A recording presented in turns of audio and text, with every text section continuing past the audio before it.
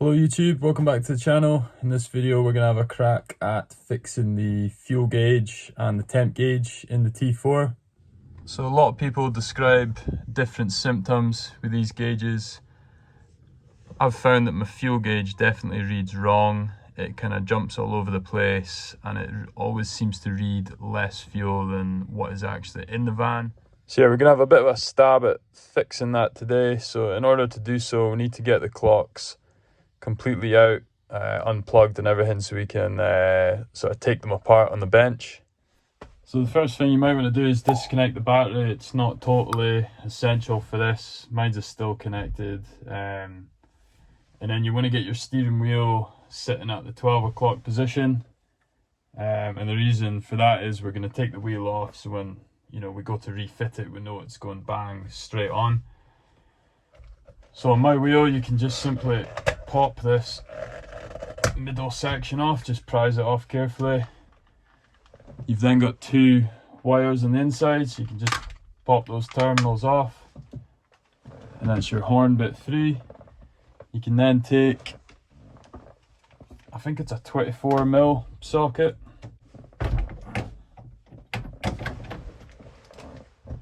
Just crack that loose, make sure your wheel's still sitting at 12 o'clock, and you can pull the wheel off. Next thing we need to do is, there's a couple of screws that hold this bottom surround onto the top one, so we need to take those off now. So there should just be 3 Phillips head screws, so there's one in the middle here. It can be a wee bit fiddly to get to.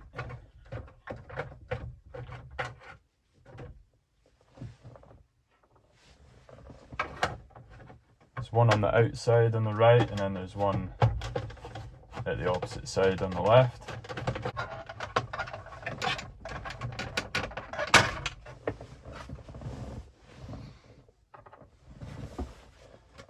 So that'll get the bottom bit of trim off. Then what we need to do is we need to unplug all the various stalks from the bottom.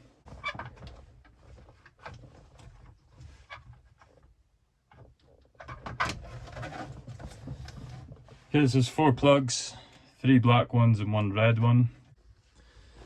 So then we can undo these 3 sort of long thin screws just using a flat head, and then we should be able to pull the stalks out after that, and that should give us enough space to then get the cluster out. Okay, so once they're all out, your stalks should just pull off, nice and simple. It's a good idea as well just to wind back any screws you've removed, bolts and stuff, back to where they came from. Then it's a lot easier to not lose them. So now we've got a bit better access to the clocks. What we're going to do is remove this sort of plastic surround first. So you've got 2 Phillips heads up the top here. So we're going to take them out first. You might need a little stubby Phillips driver for those, just to get easier access. So that's 1.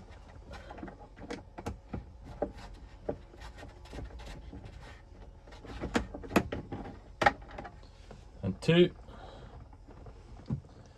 And then you just want to get a thin driver, and you're just going to sort of pry in on the sides here just to pull that bit of trim out.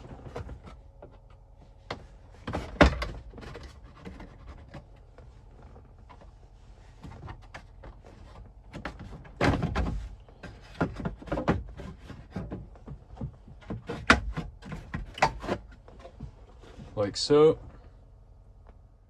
So now you should be at this kind of stage where we've got really good access to the instrument cluster. There's just a few things left to unplug and remove, and then we should be able to take that cluster out separately. Yeah, basically there is a tiny little Phillips head up in the back here. Same at this side, you can just see them. So you want to remove those next.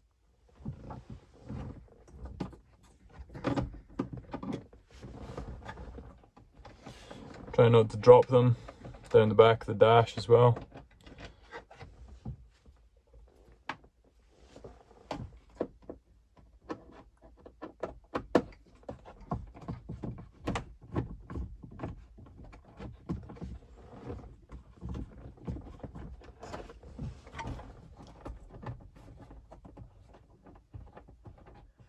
So now the clocks are relatively free. We now need to disconnect the speedo cable. So right at the back of this speedometer, right in the center at the back, there's a thick plastic cable that kind of just clips into the back. So in order to access that, we're going to basically take off this or lower this hinged storage bit, and then we're going to be able to reach right up the back and disconnect that speedo cable. So there's a little bit just here, you just want to twist that, pull this down, and then just take it off of the sort of hooks. It sort of pivots on these little hooks here, so you can just quite easily take that off. You then should be able to get your hand right in and up the back into the speedo cable.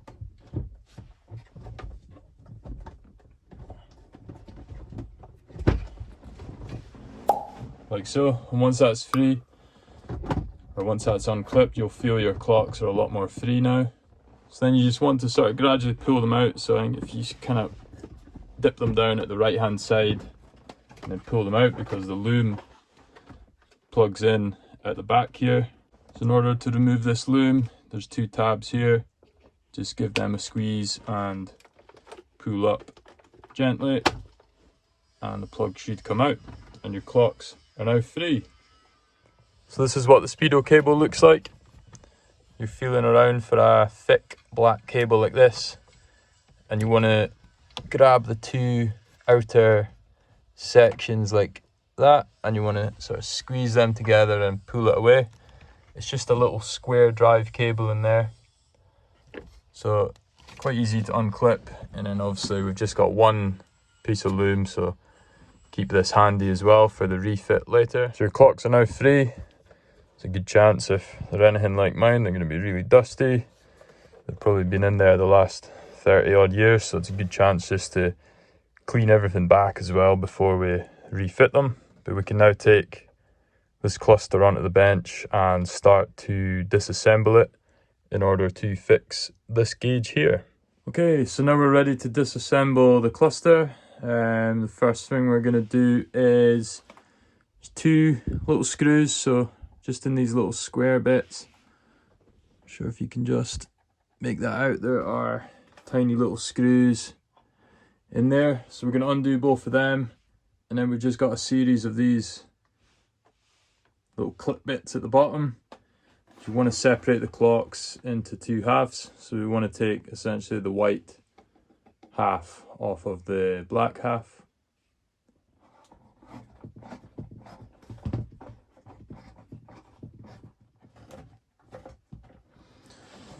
Well, I'm guessing someone's been at these before. I've only got one screw, so yeah, on your clocks you should have a second one in there as well. Mine's obviously missing.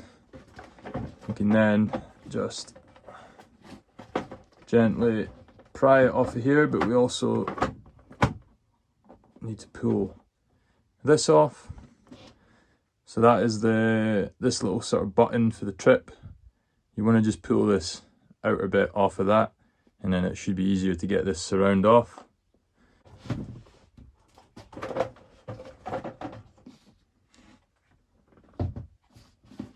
So you should now be left with this.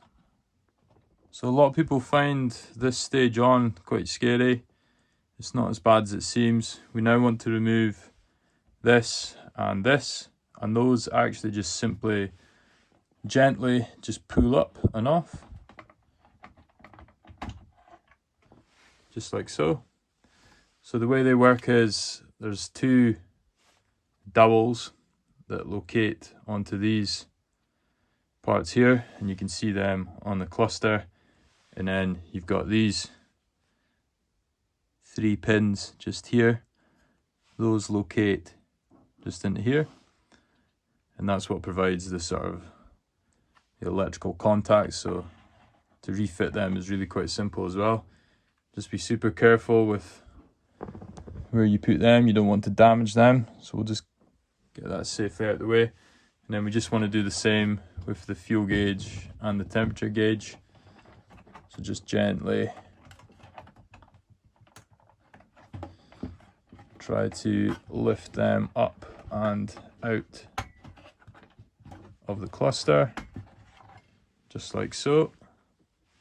And again, they just locate in the exact same way, except with this, there's sort of 4 larger pins that slot into these 4 holes here.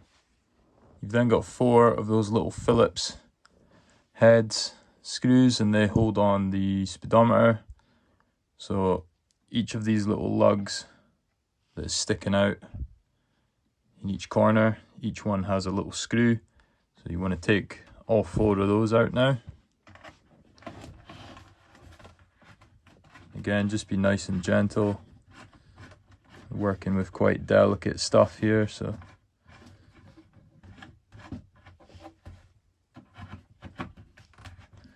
the screws won't actually come right out into your hand, so you're just loosening them enough so that the gauge itself is free.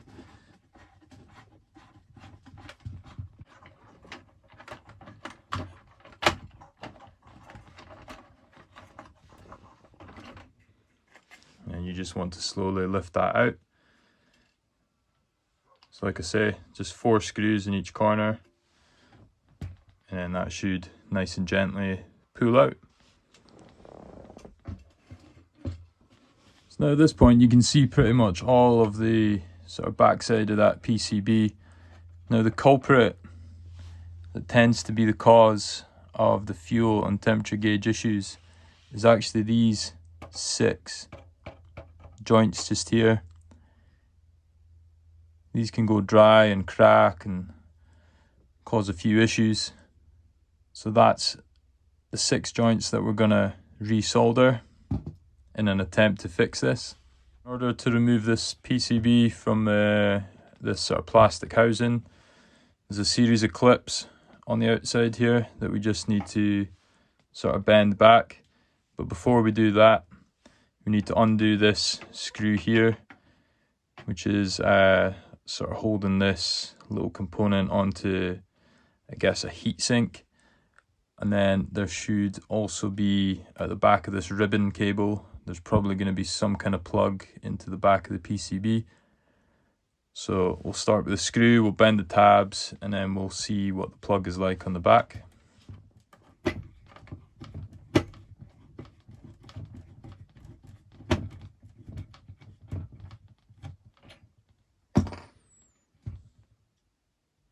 So in order to get this side of the PCB out, we actually want to flip it over.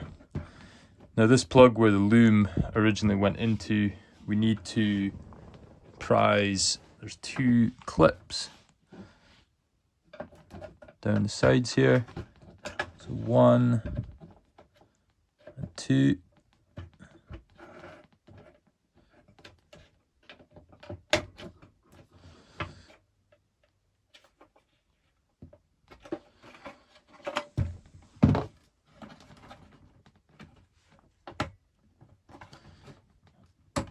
And then unhooking the clips at the side, you should be able to lift this out. And just be very careful with this ribbon cable. You don't want to damage this in any way. So just very gently pull this sort of white cubed plug bit off. Keep in mind where it plugs in again as well when we come to refit that. And at this point we now have PCB totally free. So our target is this voltage regulator here and those 6 solder points in here. Now unfortunately the zoom on my camera is probably not going to pick it up, but you can see those joints have dried out quite a bit. I would go as far as saying that this one at the top right here and the one opposite it look okay, but when you look at the other ones in comparison, they look quite dry and just a bit kind of worn out a little bit. And if we had a really strong magnifying glass, we'd probably actually find, or potentially find, cracks in there as well. So what we're going to do is we're going to take this out onto the bench, and we're going to very carefully just blob a bit of solder onto each of these just to try to repair them. It's probably also not a bad idea just to remove this voltage regulator as well, because we're going to be putting quite a bit of heat through these, so just to protect that we're going to actually remove that as well. So if you flip this over, you should just be able to very gently just wiggle that out like so, and keep that safe and don't lose it.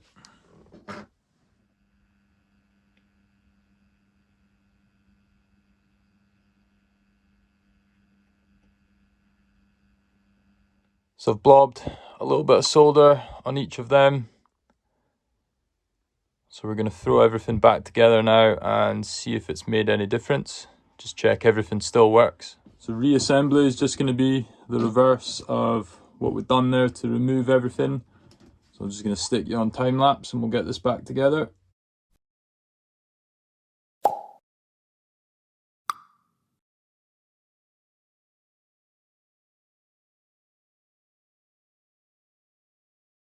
So that's our clocks back together now. Quite easy to put it back together. As I say, just the complete reverse of what you just done to take everything apart. So now we're ready to refit the clocks. Now, before we go ahead and refit every single nut and bolt that we've just taken off, I think what I'm going to do is I'm just going to plug the clocks in, and I'm just going to cycle the ignition and check that the gauges are still actually moving and registering something, and just check that my dash lights and, you know, I get the battery light and stuff flashing as well on ignition, because we don't want to assemble every single nut and bolt and then come to find that nothing's working for whatever reason.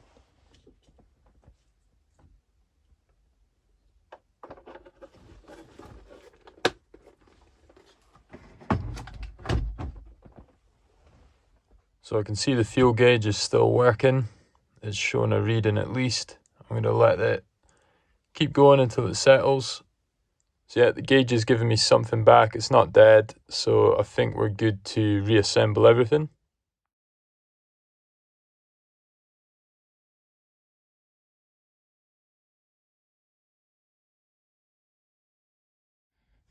Right, so that's everything back together now. Just quickly check again that the clocks are still working fine. So we've got dash lights and I can see the fuel gauge starting to move up there. So I think what's next is we're going to take the van for a quick spin. We still need to double check that the speedo is still working. I've obviously clipped the cable back in at the back side, but we just need to double check that it's still working as well. I'm going to take the van for a quick run. I'm going to fill it full of fuel and then drive it back as well, and we'll just sort of see how the gauge behaves.